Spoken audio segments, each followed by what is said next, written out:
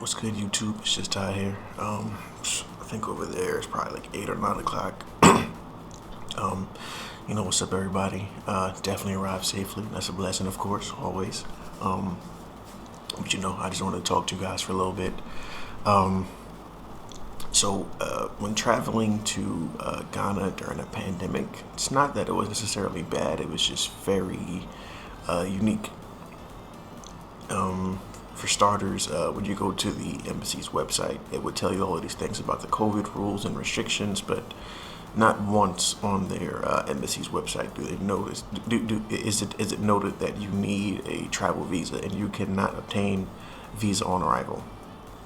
So I actually spoke to Delta a few days before my flight was set to depart on Friday, and Delta told me this lady's name is Amy. I'm assuming Amy may be having a bad day, something like that. But Amy told me that all I would need was my U.S. passport because I was a U.S. citizen. So I'm like, okay, cool. It's her job, it's her occupation. Have to take what she says at face value. It turns out that information was incorrect. So I got to the airport. Before you can even board a flight on Delta, you have to produce a negative COVID test within 72 hours of departure. Most major insurance companies pay for your COVID test, but that's a PCR test, if I'm not mistaken, which it takes anywhere from 2 to 7 days to process. Or you can pay for a rapid COVID test, which gives you results in 5 to 15 minutes, but that's $200 US. So, it's pretty annoying. It kind of seems like a scam, but, it is what it is. Everything's a business. But so I wait for my COVID test. It finally arrived. I think it was like 3:15 p.m. The flight stops boarding at 4. The line is packed. So, I run over. To get that done. So I go to the kiosk to check in, like most normal folk do now, because we're not in like the 1990s with paper boarding passes and that stupid slow process. I get to the kiosk. The kiosk kicks me out an error message. I talked to an attendant before I got online, and she was just like, yeah, you have to pay for another COVID test upon arrival. I'm like, all right, cool, I know about that. So when you land in the country, you have to pay $150 for a COVID test on arrival. They absolutely do not want to allow any COVID into the country, which is dope. Again, everybody on the plane had a negative COVID status, which is cool. Gives you a pretty good peace of mind. I wait in line. I get there, and they're like, yeah, you need a travel visa. And I'm like, what? And I'm like, yeah. So, I spoke to Amy, trying to tell them the story. And they're like, well, I don't know who Amy is. Not my problem. Honestly, none of my business. And I was like, oh, okay. This is some real good customer service. Okay, cool. So I spoke to the supervisor. She had the same energy. And, deep down in my soul, I tried to understand that they can't really connect on the level that I need them to connect on, because they have no emotional attachment to the country. So my personal belief and experience isn't there. So at that point in my mind, I had to understand I needed to be mindful of others. So I took a deep breath, told her have a nice day. This was on a Friday, so it was pretty difficult, but I made a lot of phone calls. I got in touch with the commander of immigration. He was very helpful. And for an expedited fee, for an expedited fee, it was $400. I was able to obtain a visa on arrival, and on top of that, I actually had an entourage. So I had a police escort. Immediately when I got off the plane, I skipped every line. Everything was literally just expedited. It was pretty interesting. So I don't everybody's looking like, yo, who is this guy? Is he like a king or something, or like a prince? And I'm like, yo, I'm confused.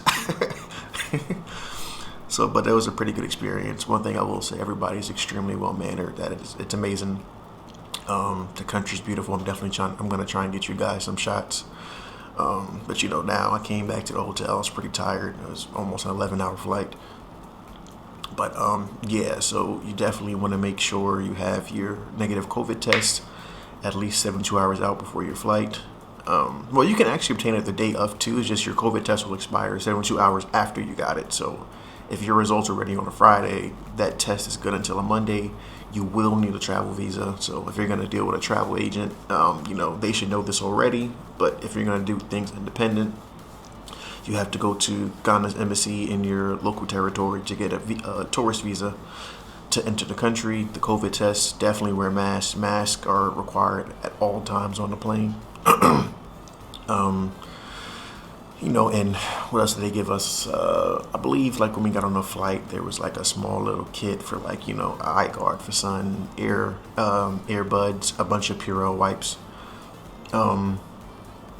What else? What I might be missing? That's pretty much it, guys. Again, nothing too crazy. The country's beautiful as I expected. I'm definitely gonna get you guys some better shots this week. But yeah, if you're definitely planning on visiting the country during a pandemic, definitely, travel visa is important. Passport. Make sure you're carrying some cash so you can convert it over. But yeah, so now I'm gonna give you guys a tour of the room. Let's get it. All right, guys, so definitely a tour of the room. This is rated, I believe it was a 4.5 star hotel. It was booked last minute, so for last minute, I think it was like $300 US. If you booked with Travelocity, they had an extra 15% off using their app for the first time, so that was pretty helpful. Everything is in the metric system, obviously. So air conditioner and Celsius, not Fahrenheit, so not too hard to convert. If you don't have much experience, you can just quickly Google it. But yeah, man, this is the room. TV sucks. TV sucks pretty bad. There's like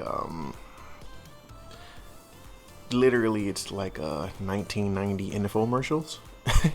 So like everything is just somebody trying to sell you something. But definitely soccer is on. Soccer is on at all times. Soccer is definitely on at all times. You can catch a game. Like if I keep scrolling right now, we're gonna end up on a soccer game. Yep, see? Highlights. But yeah, so that's where you can have your folded clothes, stool for your foot. There's a nice little table here with a desk, watch TV and eat. There's not too much of a view, at least not from my room, but that's the view from my room. Let me dim this light so you guys can see.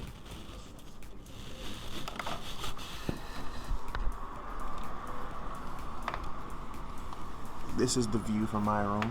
Beautiful country. Beautiful country. But let's go ahead and lock that back. We don't want to draw too much attention to ourselves.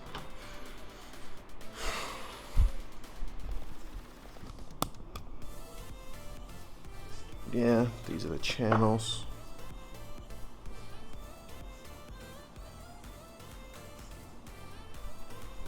Complimentary napkins. Pop corners. These joints smack. Mad good. That's the room key. Excuse the mess.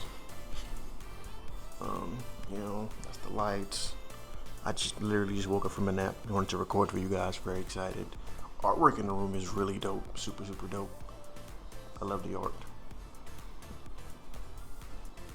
Mini fridge. Do not drink tap water while you're here. You'll likely get yourself sick. So bottled water is complimentary. You just have to ask for it. Closet, safe. Apparently, popping bottles is a thing. This is a built-in mounted bottle opener. Okay. All right. Bathroom, basic toiletries.